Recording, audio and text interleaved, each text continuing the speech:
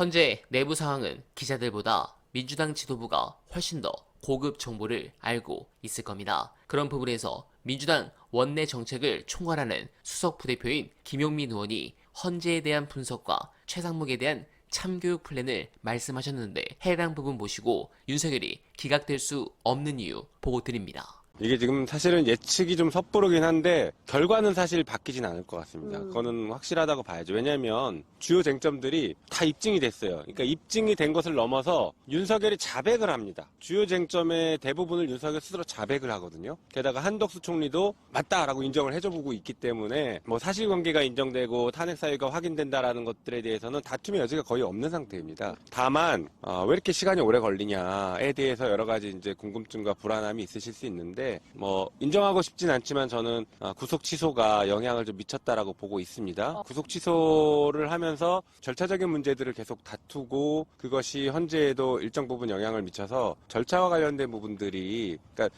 결론에 영향을 미치기는 어렵겠지만 절차와 관련된 것들을 어느 정도 깔끔하게 정리를 해야 되는 그런 상황이 오지 않았을까라고는 생각하고 있습니다. 그렇게 분석은 하고 있습니다. 지금 윤석열의 구속 취소가 되고 그다음에 선고가 우리가 예상했던 것보다 길어지는 것이 저는 지금 내란 세력의 총 반격이라고 봅니다. 이게 우연이 아니고 내란 세력들이 보이지 않는 어두운 곳에서 검은 손들이 끊임없이 움직여서 말도 안 되는 주장을 한 100개를 나열하다가 그중에 하나가 얻어 걸린 거예요. 얻어 걸린 건지 잘 짜여진 각본인지는 나중에 분석해봐야겠지만 그중에 하나가 성공한 겁니다. 성공함으로 인해서 선고도 지금 자연스럽게 지연되는 이런 효과들이 발생하죠. 그래서 저는 선고 지연을 하기 위해서 여전히 윤석열 측에서는 굉장히 많은 움직임이 물밑에 있을 것이라고 보고 있습니다. 네. 그런 것들을 우리 측에서 차단하는 것은 뭐 광장에 우리가 나가는 것도 있고 정치권에서는 다른 별도의 방법들을 좀 강구해야 된다고 봐요. 그래서 저는 개인적인 생각이긴 하지만 열심히 당에서 얘기하고 있지만 최상목 탄핵이 그래서 필요합니다. 왜 그러냐면 그 질문도 있었습니다. 아 그래요? 예. 그럼 그냥 쭉 말씀드릴게요. 예, 예. 최상목 탄핵은 한 두 가지 정도 큰 의미를 가져요. 첫 번째가 헌법재판소가 마은혁 재판관을 임명하지 않는 것이 위헌이라고 판단을 했습니다. 8대 0으로. 그런데 여전히 임명하고 있지 않아요. 네. 다시 말해서 헌법재판소의 판결을 정면으로 위반하는 초유의 사태가 발생하고 있는데 헌법을 수호하겠다라고 하는 우리 국회가 이것을 바로잡지 않는 것은 오히려 어색하다, 모순이다라고 네. 보고 있고 또 한편으로는 헌법재판소에 힘을 실어주는 것입니다. 최상목 탄핵은 헌법재판소 판결을 지켜라라는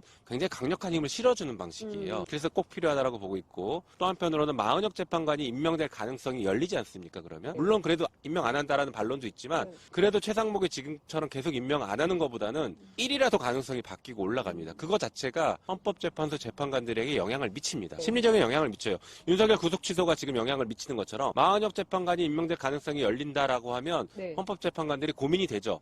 마은혁 재판관이 와서 같이 할지 아니면 좀 빠르게 임명돼서 뭐 변론 제기에 이 논란이 있기 전에 그냥 빠르게 선고할지 이 고민을 안 할 수가 없거든요. 그래서 저는 그런 가능성들을 열어두고 막 움직여서 네. 헌법재판소가 그런 영향들을 받게 만들어야 된다고 생각합니다. 저는 일단 윤석열 파면과 관련해서는 이번 주말과 다음 주 초쯤이 되게 중대한 기로라고 봐요. 지금 뭐 다음 주에 선고를 다들 이제 내심 기대하고 예상하고 있지만 아까 말씀드린 것처럼 내란 세력의 총 반격이고 그들이 온 힘을 다해서 지금 이것을 막고 있는 어떤 여러 가지 수를 쓰고 있다고 보면 이들 입장에서는 이재명 대표의 항소심 선고인 3월 26일 이후로 선고가 되기를 바랄 겁니다.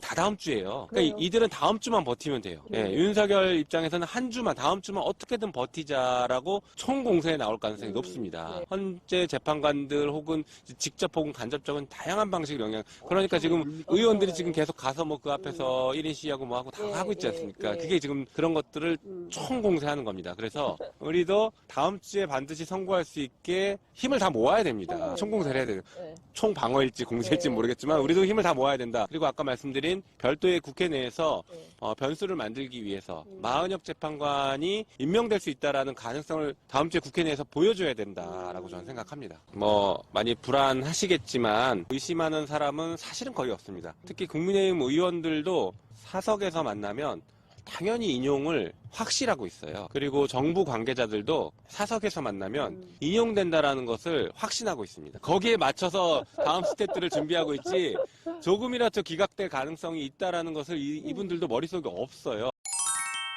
네, 공감합니다. 최상모 두고 보겠습니다. 감히 외신이랑 인터뷰를 하면서 대통령 놀이를 3달 뒤 긴급 체포해서 구치소에서 콩밥을 먹는 운명을 맞게 될 것입니다. 그리고 윤석열이 기각될 수 없는 이유 중 저는 크게는 이 3가지로 보고 있습니다. 첫째는 압도적 민심입니다. 탄핵이냐 기각이냐 둘 중 하나라면 다수 의견을 따르는 수밖에 없습니다. 한국갤럽이 3월 14일 발표한 정례 조사에서 탄핵 찬성은 58%, 탄핵 반대는 37%였습니다. 1월 중순 이후 큰 변화가 없습니다. 정치 양극화가 극심한 환경에서 이 정도면 압도적 격차입니다. 특히 중도층은 탄핵 찬성이 69%, 탄핵 반대가 26%입니다. 헌법 수호를 위해 설치된 헌법재판소가 국민 다수의 여론을 외면할 수는 없습니다. 둘째는 법치가 무너지기 때문입니다. 윤석열이 만약 기각된다면 이제 구치소에서 풀려났기에 사고 상태가 아니기 때문에 즉각 대통령직에 복귀하게 됩니다. 그렇다면 뭐부터 하겠습니까? 폭도들 사면부터 할 것이고 헌법재판관들에 대한 보이지 않는 보복을 할 것입니다. 또한 윤석열은 내란 재판을 방해하기 위해 검찰에 설치된 비상계엄 특별수사본부를 해체할 것입니다. 검찰을 시켜서 아예 자신을 포함해 내란죄로 기소된 피고인들에 대한 공소를 법무부 장관의 수사지휘권 발동을 통해 모두 취소할 수도 있습니다. 즉 대한민국의 법치가 무너져 나라가 망할 수 있기 때문입니다. 마지막으로 밀란입니다. 탄핵이 인용되지 않는다면 불의에 항거하는 수백만 시민들이 거리로 나올 것입니다. 저부터가 윤석열 석방 뒤 지방에서 올라가 국회 주변에 한 달 이상 거주할 숙박업소를 에어비앤비로 찾았습니다. 즉 탄핵 통과 당시 때보다 훨씬 많은 분들이 집회에 참여할 것이며 이건 경찰력으로 막을 수가 없을 텐데 결국 윤두창이는 그걸 빌미로 비상계엄을 또 할 수밖에 없을 겁니다. 그렇게 되면 이번에는 계엄군 안에서도 이 뜻에 따르지 않는 군인들이 생길 겁니다. 그러면 계엄군과 시민을 지지하는 군의 내전 상태가 됩니다. 그렇게 된다면 미국과 중국은 어떻게 움직이겠습니까? 특히 민간 국가로 지정한 미국의 경우 자국 군인이 주둔하는 우방국인 우리에게 이렇게까지 했습니다. 이건 우리 국가 안보에 있어 가뜩이나 굉장히 위험하다는 판단이 있다는 것입니다. 대한민국이 정말 참담한 상황이 되는데 저도 아는 걸 헌재가 모를까요? 이건 나라가 망하는 겁니다. 이제는 이 내란성 불면증을 끝낼 날이 다가왔습니다. 제발 차주에는 상식적인 선고 발표가 있길 간절하게 바라며 원활변은 오늘도 최선을 다하겠습니다. 여러분 고맙습니다.